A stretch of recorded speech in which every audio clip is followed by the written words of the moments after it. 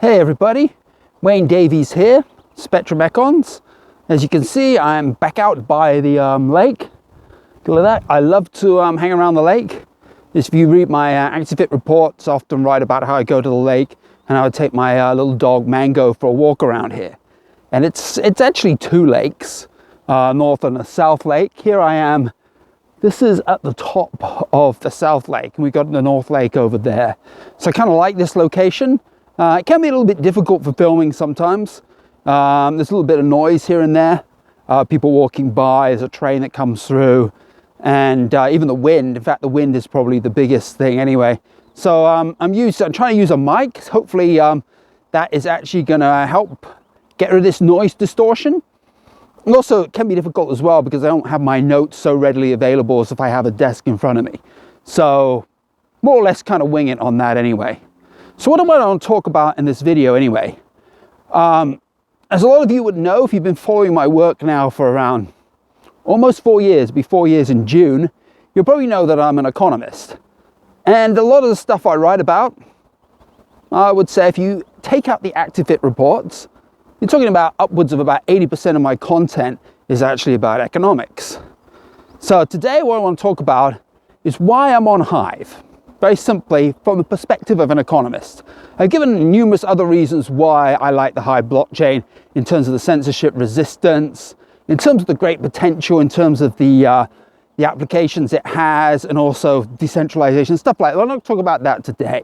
What I want to talk about from my perspective as an economist, because there's not too many economists on Hive. And that's kind of a pity, actually, because I think Hive is actually probably a great place for economists to go to. So I'm going to wind the clock back a little bit now and go back when I was back at university. So coming out of university, you kind of got a few choices of what you can do as an economist. Not as many as you'd hope, as later on I found out. You can go into academia, so you can become, what would you call that, a lecturer or a tutor at like a university or a college. That is one avenue. That's what I was actually hoping for. But there's a lot involved with that, though. You can't just get a degree. You also need to get a master's and probably follow up with a PhD. All that takes time and money. I managed to get my master's, but I didn't quite manage to get my PhD. So it left me with the option of being a tutor.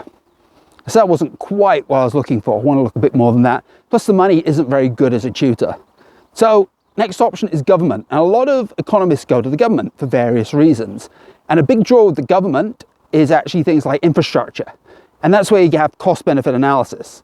And that's where I got a job in the cost-benefit analysis team in the Queensland Transport and Main Roads. And I was there a long time. And it was, I'd say, 80% cost-benefit analysis. There were a few other things involved, like you might be looking at some of the pricing models and maybe some of the macro implications. But a lot of it was focused around cost-benefit analysis. In my later part, I actually joined another team. It was only for about a year, and that was actually where I did social impact evaluation. I'll probably talk about that in a different video, but a lot of my knowledge from cost-benefit analysis expanded into that. But a problem with being in government, there's not an awful lot of flexibility, and your advice in regards to your analysis is either kind of like supporting the projects, and when the analysis doesn't agree with what the government is trying to push through, then you're almost kind of like saying, hey, there's some shortcomings in your analysis, and there's qualitative factors that would actually lead to them making that same decision anyway. So in other words, you're kind of almost irrelevant. You're kind of what we call a tick box. In government, they have a lot of tick boxes, especially when you have infrastructure, to say, okay, we've done this, we've done the estimates, we've done the cost-benefit analysis, we've done the environmental analysis, and there's a few other ones as well, and it's tick, tick, tick. How seriously they take them? Unfortunately, most of the time, not really. The decisions are often predetermined before any of this goes through, and this stuff is basically presented in a way that supports those decisions. So I'm obviously not a big fan of that.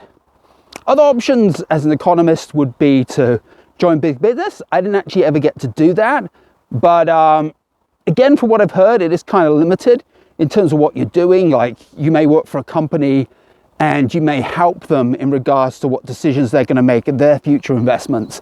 But a lot of that, you can have financial advisors to do that kind of job. But like I said, I never really pushed into that area. I have a little bit of experience in small business. I actually set up my own business after I left the government. And that's a tricky one in itself as well. So you don't have an awful lot of economists that, well, anyway, the Queensland government didn't have an awful lot of them there. And a lot of stuff they had to outsource as well. So I did work there and they outsourced as well. And that's the bigger and the smaller companies. Bigger companies usually have the advantage of getting that. I got a few projects, not an awful lot. A lot of the stuff I was doing actually was related to, what should we call it, quality control kind of side of it. So you would be reviewing business cases and basically making sure that these business cases are fairly rigorous. Of course, I would have my economics input. But that was actually only really a small part of the job. That was like 5 to 10% of that part of that job.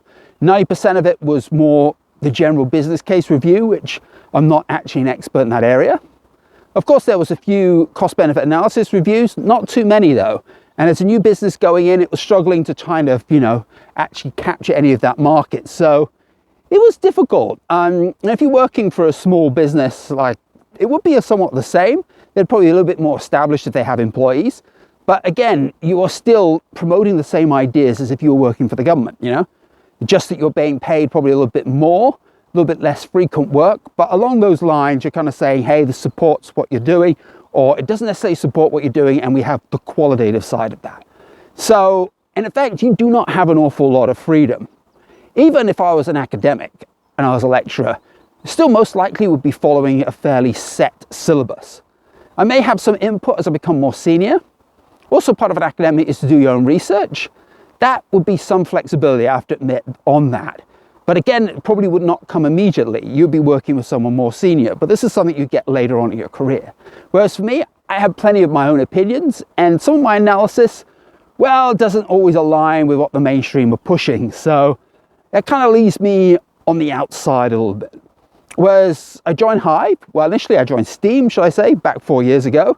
It gives me an opportunity to present my research in another way, in the kind of the way that I like, as well as the flexibility of doing that. Only thing is though, you're really not really getting paid for it. You get the upvotes and all that, you could be getting a few dollars here and there. So how I approach it, I guess, is an investment side of it. And as the prices increase, of course, you get a return on your investment. You power up your Hive or your Steam, and then you do curating content. And I still keep with my posts, my economics posts and videos, not earning a lot. I actually get far more out of curating content, but I still think this is a great platform. And as Hive gets bigger and bigger, hopefully we'll get more professionals joining. It doesn't have to be economists, but more professionals in any area, for example, that have an opinion they want to express. And a lot of economists don't really get heard, and that's why I think Hive is probably ideal for them. To make a living just purely on content, you're going to get a few maybe who can, but you're going to have to invest as well. And that's what I've done. I have quite a bit of Hive power. I have about 150,000 on my main account. I have about another 50,000 on my Captain Hive account. So that's how I sort of earn money that way. But I'm hoping in the future, it may not be until the next bull run, 2025, for example, that Hive really starts to take off. But then that's where the content side of it, I guess, should be taking off, and we're going to have far more viewers and users. There's a lot of work to do on that.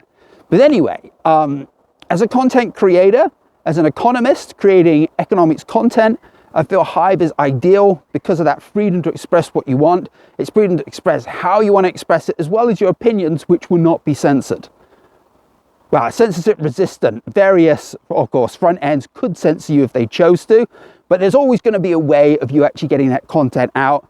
And also, if it's written form, it's preserved on the blockchain for forever. As far as you have witnesses, as far as the blockchain is running, it's pretty much there forever. So that's a really good censorship-resistant side, and it is something that I believe economists need. So anyway, that's just me explaining a little bit why, from the perspective of an economist, why I've chosen to go with Hive. Eventually, kind of to make it my full-time job, as well as the investment side of it. And hey, if the bull run takes off, I'll probably sell quite a bit of my Hive. Some of the stuff, well, I'm still aiming to keep at least 100K, should we say. So that would keep me going for a while. And if, I can get a house outright and all that sort of stuff, then my bills become fairly minimized, even if I'm not earning a lot from content. So anyway, if there's other economists out there who, find themselves a little bit trapped, Hive is a good way of getting your content out there. If you're not going to invest, you're probably going to have to wait until the price of Hive climbs a little bit higher than it is. But I strongly recommend that you go out there and invest. The price is still fairly reasonable, so you can go in there and you can buy a fair amount of it. A good chance this bull run is long from over, so it could go reasonably high. You get a good return on that as well. And if the users start pouring in, hey, you may be getting some good money out of your content as well. So anyway, that's to wrap up this video. Hopefully you got something out of it. And like I said, this is not just to economists, but any professionals out there. Thanks, guys.